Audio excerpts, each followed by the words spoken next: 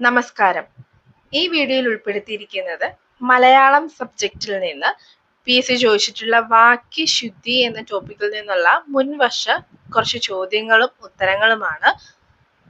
വാക്യശുദ്ധി എന്താണെന്നും അതുപോലെ തന്നെ ഈ വാക്യശുദ്ധിയിൽ നിന്നുള്ള ക്വസ്റ്റ്യൻസ് നമ്മൾ ചെയ്യുമ്പോഴത്തേക്കും എന്തൊക്കെയാണ് നമ്മൾ പരിഗണിക്കേണ്ടതെന്നും ഈ വീഡിയോയിൽ പറയുന്നുണ്ട്. നമുക്ക് ചോദ്യങ്ങളിലേക്ക് കടക്കുന്നതിന് മുൻപായിട്ട് ഈ വീഡിയോ നിങ്ങൾക്ക് ഇഷ്ടപ്പെടുവാണെങ്കിൽ നിങ്ങൾ നമ്മുടെ ചാനൽ സബ്സ്ക്രൈബ് ചെയ്യണം. അതുപോലെ തന്നെ നിങ്ങൾക്ക് ഉപകാരപ്രദമായതുപോലെ തന്നെ നിങ്ങളുടെ ഫ്രണ്ട്സിനും ഉപകാരപ്പെടുമെന്ന് തോന്നിക്കഴിഞ്ഞാൽ നിങ്ങൾ ഷെയർ ചെയ്യണം, വീഡിയോ ലൈക്ക് ചെയ്യണം. ഇനി നമുക്ക് എന്താണ് വാക്യശുദ്ധി എന്ന് നോക്കാം. വാക്യശുദ്ധി കൊണ്ട് ഉദ്ദേശിക്കുന്നത് ഭാഷാ പ്രയോഗങ്ങളിൽ വരുന്ന തെറ്റുകൾ പരിഹരിക്കുക എന്നതാണ്. അതായത് നമ്മൾ വർഷങ്ങളായിട്ട് അല്ലെങ്കിൽ നമ്മൾ ഉപയോഗിച്ച് വരുന്ന പ്രയോഗങ്ങളോ ശൈലികളോ ആയിരിക്കില്ല യഥാർത്ഥത്തിൽ എഴുത്തിലോട്ട് കിടക്കുമ്പോഴത്തേക്കും അവിടെ ഒരുപാട് തെറ്റുകൾ വരാം. അപ്പൊ അതെന്താണെന്ന് കണ്ടുപിടിച്ച് ശരിയായിട്ടുള്ള വാക്യം തിരഞ്ഞെടുക്കുക എന്നതാണ് നമ്മളുടെ മുന്നിലുള്ള ലക്ഷ്യം. അപ്പൊ വാക്യശുദ്ധി എന്ന് ഉദ്ദേശിക്കുന്നത് പ്രയോഗങ്ങളിൽ വരുന്ന തെറ്റുകൾ പരിഹരിക്കുക എന്നതാണ്. എന്തൊക്കെയാണ് ഇനി തെറ്റുകൾ, പ്രധാനമായിട്ടും വരുന്ന തെറ്റുകൾ എന്തൊക്കെയാണെന്ന് നമുക്ക് നോക്കാം. എന്തൊക്കെയാണ് വാക്യശുദ്ധിയുമായി ബന്ധപ്പെട്ട് നമ്മൾ പരിഗണിക്കേണ്ടതെന്ന് നമുക്ക് നോക്കാം. ആദ്യത്തേത് പദക്രമഭംഗം. വാക്യങ്ങളുടെ സ്വാഭാവിക പദക്രമമായ കർത്താവ്, കർമ്മം, ക്രിയ എന്നത് തെറ്റുന്നു. നമുക്കറിയാം, കുഞ്ഞു ക്ലാസ്സിലെ തൊട്ട് നമ്മൾ പഠിക്കുന്നതാണ് കർത്താവ്, കർമ്മം, ക്രിയ എന്നത്. പ്രവൃത്തി അല്ലെങ്കിൽ ക്രിയ ചെയ്യുന്ന ആളെയാണ് കർത്താവ് എന്ന് പറയുന്നത്. അതുപോലെ തന്നെ കർത്താവ് ചെയ്യുന്ന പ്രവൃത്തിയാണ് ക്രിയ. കർത്താവ് ചെയ്യുന്ന പ്രവൃത്തിയുടെ ഫലം അനുഭവിക്കുന്ന ആൾ അല്ലെങ്കിൽ വസ്തുവാണ് കർമ്മം. അതായത് പദക്രമഭംഗം എന്ന് പറയുന്നത് കർത്താവ്, ക്രിയ, കർമ്മം എന്നതിന്റെ ഈ ഓർഡർ ഉണ്ടല്ലോ, ആ ഓർഡർ തെറ്റി ഒരു സെന്റൻസ് തരുന്നു. അത് നമ്മൾ ശ്രദ്ധിക്കണം. കർത്താവും ക്രിയ, കർമ്മം ഒക്കെ ഓർഡറിലാണോ എന്നുള്ളത് ശ്രദ്ധിക്കണം. അതാണ് ആദ്യത്തെ കാര്യം എന്ന് പറയുന്നത്, പദക്രമഭംഗം. ഈ ഓർഡർ തെറ്റാണെങ്കിൽ നമ്മുടെ സെന്റൻസും തെറ്റാണ്. നമുക്കൊരു എക്സാമ്പിൾ നോക്കാം. കുഞ്ഞു ക്ലാസ് തൊട്ടേ പഠിക്കുന്ന ഒരു കാര്യമാണ്, രാവണനെ രാമൻ കൊന്നു. ഇതാണ് നമുക്ക് വന്നിരിക്കുന്ന എക്സാമ്പിൾ. ഓക്കെ, രാവണനെ രാമൻ കൊന്നു. ഇവിടെ പ്രവൃത്തി ചെയ്യുന്നത് ആരാ? രാമനാണ് അല്ലെ. പ്രവൃത്തി ചെയ്യുന്നതിന്റെ ഫലം കിട്ടുന്നത് ആർക്കാ? രാവണന്. അതുപോലെ എന്താണ് ആ പ്രവൃത്തി? കൊന്നു. ഇപ്പൊ രാമൻ എന്ന് പറയുന്നത് കർത്താവും രാവണൻ എന്ന് പറയുന്നത് കർമ്മവും കൊന്നു എന്ന് പറയുന്നത് ക്രിയയും. അപ്പം രാവണനെ രാമൻ കൊന്നു എന്നല്ല സെന്റൻസ് വരേണ്ടത്, രാമൻ രാവണനെ കൊന്നു എന്നാണ് വരേണ്ടത്. അതായത് രാമൻ കർത്താവ്, രാവണൻ കർമ്മം, കൊന്നു എന്നത് ക്രിയ. കർത്താവ്, കർമ്മം, ക്രിയ. രാമൻ രാവണനെ കൊന്നു. ഇനി അടുത്ത എക്സാമ്പിൾ നോക്കാം. അമ്മ കുഞ്ഞിനെ ഉറക്കുന്നു. ഇവിടെ പ്രവൃത്തി ചെയ്യുന്നത് ആരാ? അമ്മ. കർമ്മം ആരാ? കുഞ്ഞ്. അതെന്തുകൊണ്ടാ? അമ്മ ചെയ്യുന്ന പ്രവൃത്തിയുടെ ഫലം കിട്ടുന്നത് ആർക്കാ? കുഞ്ഞിന്. അപ്പം കർമ്മം കുഞ്ഞാണ്. അതുപോലെ ഉറക്കുന്നു, അമ്മ ചെയ്യുന്ന പ്രവൃത്തി എന്താ? ഉറക്കുന്നു. അപ്പം ക്രിയ എന്താ? ഉറക്കുന്നു. അപ്പം ഇത് സെയിം ഓർഡറിൽ തന്നെ കിടക്കുന്നത് അല്ലെ, തെറ്റെന്ന് പറയാൻ പറ്റില്ല. കർത്താവ്, കർമ്മം, ക്രിയ എന്ന ഓർഡറിൽ തന്നെയാണ് ഈ സെന്റൻസ് കിടക്കുന്നത്. അമ്മ കുഞ്ഞിനെ ഉറക്കുന്നു. അടുത്തതായിട്ട് വാക്യശുദ്ധിയിൽ നമ്മൾ പരിഗണിക്കേണ്ട കാര്യമാണ് പുനരുക്തി എന്ന് പറയുന്നത്. പുനരുക്തി എന്ന് പറയുന്നത് ഒരു പദമോ ആശയമോ വീണ്ടും ഒരു വാക്യത്തിൽ പ്രയോഗിക്കുമ്പോൾ ഉണ്ടാകുന്ന തെറ്റാണ് പുനരുക്തി. അതായത് ഒരേ അർത്ഥം വരുന്ന രണ്ട് വാക്കുകൾ ഉപയോഗിക്കുക, അല്ലെങ്കിൽ ഒരേ അർത്ഥം വരുന്ന രണ്ട് ആശയങ്ങൾ ഉപയോഗിക്കുക.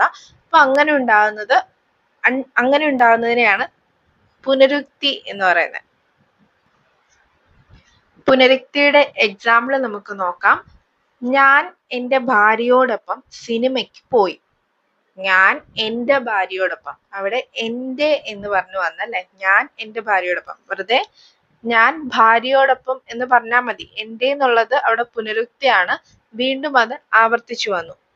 സെയിം മീനിങ് ആണ് ഞാൻ എൻ്റെ ഭാര്യയോടൊപ്പം എന്ന് പറയുന്നത് അല്ലെ.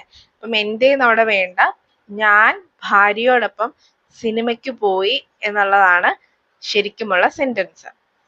ഇന്നു നമ്മുടെ നാട്ടിൽ എല്ലായിടത്തും സർവത്ര അഴിമതിയാണ്. ഇന്ന് നമ്മുടെ നാട്ടിൽ എല്ലായിടത്തും സർവത്ര അഴിമതിയാണ്. അവിടെ ശ്രദ്ധിച്ചാൽ മനസ്സിലാകും എല്ലായിടത്തും സർവത്ര എന്ന് പറയുന്നത് സെയിം മീനിങ് ആണ് അല്ലെ. അപ്പം അത് രണ്ടും ഒരുമിച്ച് വന്നതുകൊണ്ട് തന്നെ അതും തെറ്റാണ്. ഏതെങ്കിലും ഒന്ന് മതി.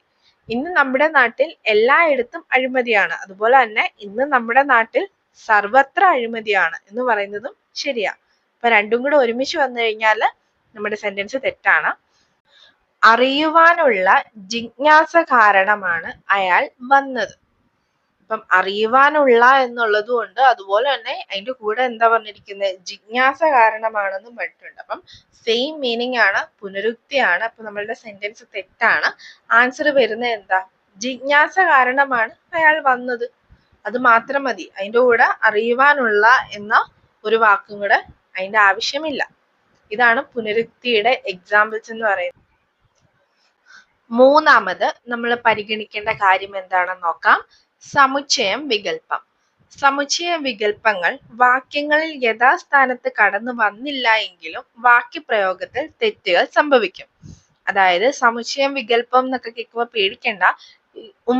ഓ എന്നീ പറയുന്ന രണ്ട് സൗണ്ടുകൾ ആണ് ഉദ്ദേശിക്കുന്നത്. അത് യഥാസ്ഥാനത്ത് വന്നില്ലെങ്കിൽ തെറ്റുകൾ സംഭവിക്കാം. അത് നമുക്ക് എക്സാമ്പിൾ നോക്കുമ്പോൾ മനസ്സിലാകും. കുട്ടികൾക്ക് പഠിക്കുന്നതിനും കളിക്കുന്നതിനോ അവസരങ്ങൾ നൽകേണ്ടതാണ്. ഇത് വായിക്കുമ്പോൾ തന്നെ നമുക്കറിയാം എന്തോ ഒരു മിസ്റ്റേക്ക് ഉണ്ടെന്നുള്ളത്. എന്താ പറയുന്നത്, കുട്ടികൾക്ക് പഠിക്കുന്നതിനും കളിക്കുന്നതിനോ എന്ന് പറയുന്നത്, അവിടെയാണ് നമുക്കൊരു മിസ്റ്റേക്ക് പോലെ തോന്നുന്നത്. എന്താ ശരിക്കും, പഠിക്കുന്നതിനും എന്ന് പറയുന്ന സൗണ്ടാണ് വന്നതല്ലേ. പക്ഷെ അടുത്ത വാക്കിൽ നോക്കിക്കേ, കളിക്കുന്നതിനോ ഓയാണ് വന്നത്. പക്ഷെ അവിടെ വരേണ്ടത് എന്തായിരുന്നു, എന്ന് പറയുന്ന സൗണ്ട് ആയിരുന്നു അവിടെ വരേണ്ടത്. പഠിക്കുന്നതിനും കളിക്കുന്നതിനും എന്നായിരുന്നു വരേണ്ടത്. അപ്പം അത് തെറ്റായ സെന്റൻസ് ആണ്. ഇനി നമുക്ക് ശരിയാക്കി എങ്ങനെ എഴുതാൻ നോക്കാം. കുട്ടികൾക്ക് പഠിക്കുന്നതിനും കളിക്കുന്നതിനും അവസരങ്ങൾ നൽകേണ്ടതാണ്. അതാണ് ഈ സമുച്ചയ വികല്പം എന്താണെന്ന് ഇപ്പൊ മനസ്സിലായില്ലേ. ആ സൗണ്ട്, സെയിം സൗണ്ട്, അതായത് വന്നാൽ തന്നെ വരണം, ഓ വന്നാൽ ഓ തന്നെ വരണം. രണ്ടും കൂടെ മിക്സ് ചെയ്ത് വരാൻ പാടില്ല. അത്രേ ഉള്ളൂ കാര്യം. ഇനി അടുത്ത എക്സാമ്പിൾ നോക്കാം. അയാൾ അവിടെ പോവുകയോ അറിയുകയും ചെയ്യില്ല. വായിച്ചപ്പോൾ തന്നെ മനസ്സിലായി പ്രശ്നമുണ്ട് എന്നുള്ള കാര്യം. അയാൾ അവിടെ പോവുകയോ അറിയുകയും ചെയ്തില്ല. എന്താ, പോവുകയോ ഓയാണ് വന്നിരിക്കുന്നത് അല്ലെ. പക്ഷെ അറിയുകയും അവിടെ വന്നിരിക്കുന്ന ആണ്, ഓയും ആണ് വന്നിരിക്കുന്നത്. പക്ഷെ സെയിം അല്ലേ വരേണ്ടത്. അയാൾ അവിടെ പോവുകയോ അറിയുകയോ ചെയ്യില്ല എന്നതാണ് ശരിക്കുമുള്ള സെന്റൻസ്. ഓക്കെ, ഇതാണ് സമുച്ചയം വികല്പം എന്നതുകൊണ്ട് ഉദ്ദേശിക്കുന്നത്. ഇനി നമുക്ക് അടുത്തതായിട്ട് എന്താണ് പരിഗണിക്കേണ്ടത് നോക്കാം. അടുത്തത് അക്ഷരത്തെറ്റുകളാണ്. വാക്കുകളിൽ ഇനി അക്ഷരത്തെറ്റുകൾ ഉണ്ടോയെന്നും കൂടെ ശ്രദ്ധിക്കണം. പദശുദ്ധി എന്നാണ് ഉദ്ദേശിക്കുന്നത്. പദശുദ്ധി എന്ന് പറയുന്ന ഒരു ടോപ്പിക്ക് വേറെ ഉണ്ട്. അപ്പം അങ്ങനെ അതിൽ നിന്നും കുറെ ക്വസ്റ്റ്യൻസ് പേസ് ചോദിച്ചിട്ടുണ്ട്. അപ്പൊ പദശുദ്ധിയും നമ്മൾ ശ്രദ്ധിക്കേണ്ട കാര്യമാണ്.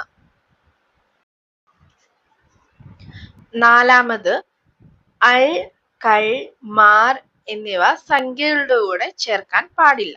അതായത് സംഖ്യകള് പറയുന്നുണ്ടെങ്കിൽ അതിന്റെ കൂടെ ഈ കൾ, മാർ, അൾ എന്നുള്ള വാക്കുകളൊന്നും അവസാനമായിട്ട് ചേർക്കാൻ പാടില്ല. എക്സാമ്പിൾ നോക്കാം. എന്റെ കയ്യിൽ 10 മിഠായികൾ ഉണ്ട്. 10 മിഠായികൾ ഉണ്ട്. അപ്പം ആ മിഠായികൾ, ആ കള്ള് അവിടെ ചേർക്കാൻ പാടില്ല എന്നാണ് ഈ റൂള് പറയുന്നത്. അപ്പം ശരിക്കുമുള്ള സെന്റൻസ് എങ്ങനെ, എന്റെ കയ്യിൽ 10 മിഠായി ഉണ്ട്.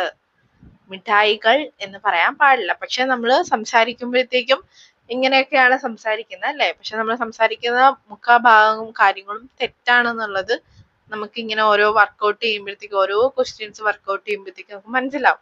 അപ്പം 10 എന്ന ഒരു സംഖ്യയാണ് പറഞ്ഞിട്ടുള്ളത്. അതുകൊണ്ട് ആ സംഖ്യ പറഞ്ഞതിന് ശേഷം അതിന്റെ കൂടെ കൾ, മാർ, അൾ ഒന്നും ചേർക്കാൻ പാടില്ല. അടുത്ത എക്സാമ്പിൾ നോക്കാം.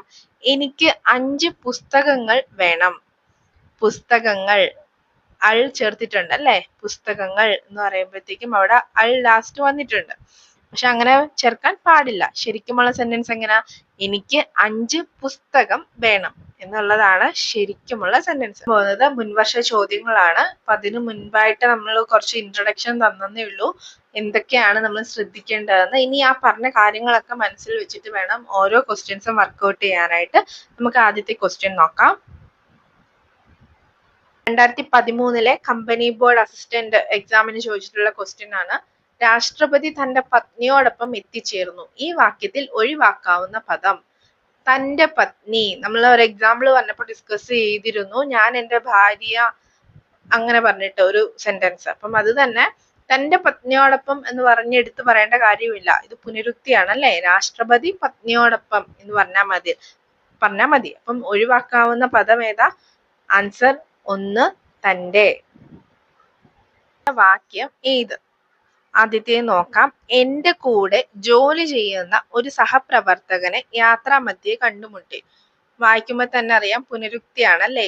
കൂടെ ജോലി ചെയ്യുന്ന എന്നുള്ളത് കൊണ്ട് അതുപോലെ തന്നെ സഹപ്രവർത്തകനും ഒന്നുണ്ട്, സെയിം മീനിങ് ആണ്. അപ്പൊ അത് തെറ്റ്. എന്റെ ഒരു സഹപ്രവർത്തകനെ യാത്രാമധ്യേ കണ്ടുമുട്ടി. അപ്പം ഇവിടെ സഹപ്രവർത്തകനെ എന്ന് പറഞ്ഞിട്ട് ഒരാളെ ഒരു ഇതേ ഉള്ളൂ എന്ന് വെച്ചാൽ പുനരുക്തി ഒന്നും വന്നിട്ടില്ല. പിന്നെ അതുപോലെ തന്നെ ഈ സെന്റൻസ് കിടക്കുന്നത് കർമ്മം, കർത്താവ്, കർമ്മം, ക്രിയ ഈ ഓർഡറിൽ തന്നെയാണ് അല്ലെ? അപ്പം അത് ശരിയാണ്, ആ സെന്റൻസ് ശരിയാണ്. ഇതൊക്കെ മൂന്നാമത്തെ നോക്കാം. യാത്രാമധ്യേ എന്റെ കൂടെ ജോലി ചെയ്യുന്ന സഹപ്രവർത്തകനെ കണ്ടുമുട്ടി. ഇവിടെയും ഉണ്ട് കൂടെ ജോലി ചെയ്യുന്നതെന്നും ഉണ്ട്, അതുപോലെ തന്നെ സഹപ്രവർത്തകനെന്നും ഉണ്ട്. അപ്പം ഇതും പുനരുക്തിയാണ്. ഇനി നാലാമത്തേത്, യാത്രാമധ്യേ എന്റെ കൂടെ ജോലി ചെയ്യുന്ന ഒരാളെ കണ്ടുമുട്ടി. ഇവിടെ പുനരുക്തി ഒന്നുമില്ല, പക്ഷെ ആ ഓർഡർ തെറ്റാണ് അല്ലേ? യാത്രാമധ്യേ എന്റെ കൂടെ ജോലി ചെയ്യുന്ന ഒരാളെ കണ്ടുമുട്ടി. അവിടെ കർമ്മം, ക്രിയ, കർത്താവ് എന്ന് പറയുന്നതൊക്കെ അങ്ങോട്ടും ഇങ്ങോട്ടും മാറിക്കിടക്കുവാണ്. അപ്പം കർത്താവ്, കർമ്മം, ക്രിയ എന്നുള്ളത് ഓർഡറിൽ തന്നെ വന്നിരിക്കുന്നത് രണ്ടാമത്തേതാണ്. രണ്ടാമത്തെ സെന്റൻസ് ആണ് ശരി. എന്റെ ഒരു സഹപ്രവർത്തകനെ യാത്രാമധ്യേ കണ്ടുമുട്ടി. വീഡിയോയുടെ ലെങ്ത് കൂടുമെന്നുള്ളത് കൊണ്ട് ഇനി ഉള്ള പ്രീവിയസ് ഇയർ ക്വസ്റ്റ്യൻസ് ഒക്കെ ഡിസ്കസ് ചെയ്യുന്നത് വാക്യശുദ്ധി പാർട്ട് 2 എന്ന വീഡിയോയിലായിരിക്കും.